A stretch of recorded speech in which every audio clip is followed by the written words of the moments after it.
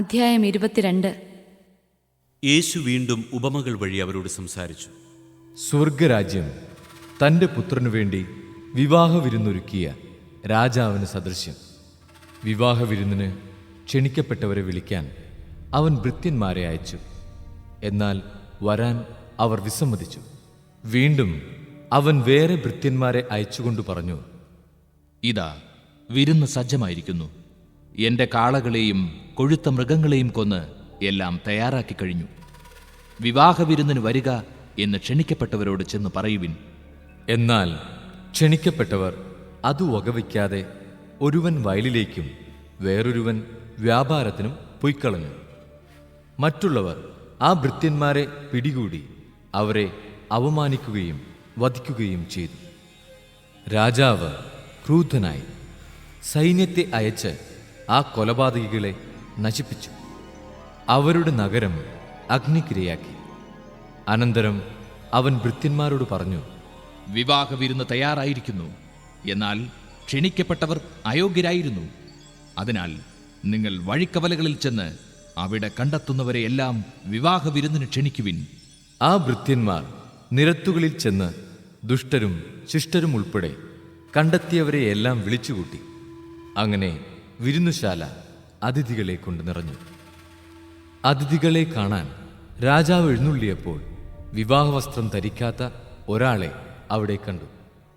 രാജാവ് അവനോട് ചോദിച്ചു, സ്നേഹിത, വിവാഹവസ്ത്രം ധരിക്കാതെ നീ ഇവിടെ പ്രവേശിച്ചതെങ്ങനെ? അവൻ മൗനം അവലംബിച്ചു.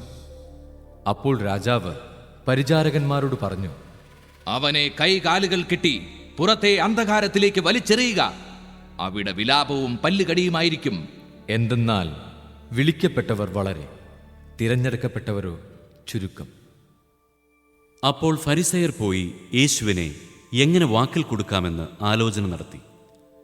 അവർ തങ്ങളുടെ അനുയായികളെ ഹേറോദേസ് പക്ഷക്കാരോടൊത്ത് അവൻ്റെ അടുത്തയച്ചു ചോദിച്ചു, ഗുരു, നീ സത്യവാനാണെന്നും ആരുടെയും മുഖം നോക്കാതെ നിർഭയനായി ദൈവത്തിൻ്റെ വഴി സത്യമായി പഠിപ്പിക്കുന്നുവെന്നും ഞങ്ങൾ അറിയുന്നു. അതുകൊണ്ട് ഞങ്ങളോട് പറയുക, നിനക്കെന്തു തോന്നുന്നു? സീസറിന് നികുതി കൊടുക്കുന്നത് നിയമാനുസൃതമാണോ അല്ലയോ? അവരുടെ ദുഷ്ടത മനസ്സിലാക്കിക്കൊണ്ട് യേശു പറഞ്ഞു, കപടനാട്യക്കാരെ, നിങ്ങൾ എന്നെ പരീക്ഷിക്കുന്നതെന്ത്? നികുതിക്കുള്ള നാണയം എന്നെ കാണിക്കുക. അവർ ഒരു ദനാർ അവനെ കാണിച്ചു. യേശു ചോദിച്ചു, ഈ രൂപവും ലിഖിതവും ആരുടേതാണ്? സീസറിൻ്റേത് എന്നവർ പറഞ്ഞു. അവൻ അരുളി ചെയ്തു, സീസറിനുള്ളത് സീസറിനും ദൈവത്തിനുള്ളത് ദൈവത്തിനും കൊടുക്കുക. ഇത് കേട്ട് അവർ വിസ്മയഭരിതരായി അവനെ വിട്ടുപോയി. പുനരുത്ഥാനമില്ലെന്ന് പറയുന്ന സദുക്കായർ അന്നു തന്നെ അവനെ സമീപിച്ച് ചോദിച്ചു, ഗുരു, ഒരുവൻ സന്താനമില്ലാതെ മരിച്ചാൽ അവന്റെ സഹോദരൻ ആ വിധവയെ വിവാഹം ചെയ്ത് സഹോദരന് സന്താനങ്ങളെ ഉൽപ്പാദിപ്പിക്കണമെന്ന് മോശ അനുശാസിച്ചിട്ടുണ്ട്. ഞങ്ങളുടെ ഇടയിൽ 7 സഹോദരന്മാരുണ്ടായിരുന്നു. ഒന്നാമൻ വിവാഹം ചെയ്തു. സന്താനമില്ലാതെ ഭാര്യയെ സഹോദരന് വിട്ടുകൊണ്ട് അവൻ മരണമടഞ്ഞു.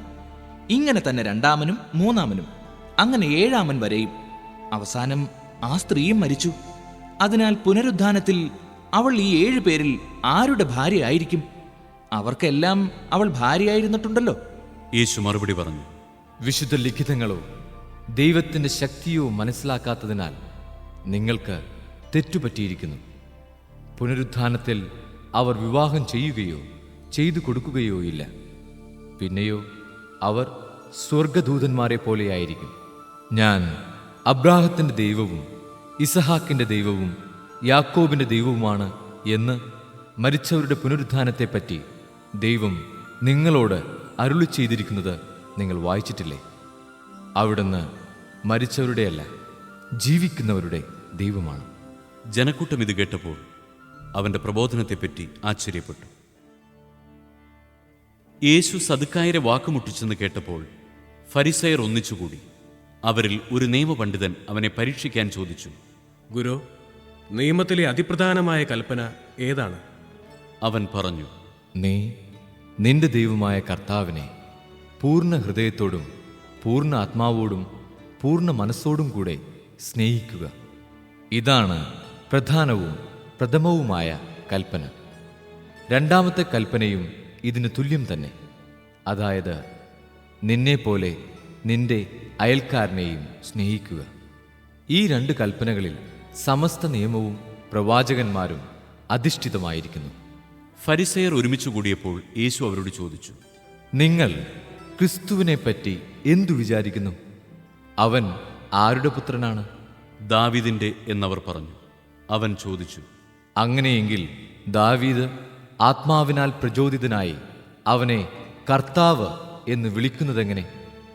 അവൻ പറയുന്നു, കർത്താവ് എൻ്റെ കർത്താവിനോട് അരുളിച്ചെയ്തു, ഞാൻ നിന്റെ ശത്രുക്കളെ നിന്റെ പാദങ്ങൾക്ക് കീഴിലാക്കുവോളം നീ എൻ്റെ വലത്തുഭാഗത്ത് ഉപവിഷ്ടനാവുക.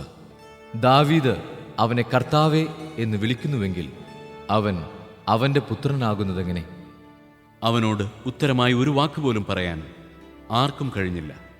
അന്നു മുതൽ അവനോട് എന്തെങ്കിലും ചോദിക്കാൻ ആരും ധൈര്യപ്പെട്ടതുമില്ല.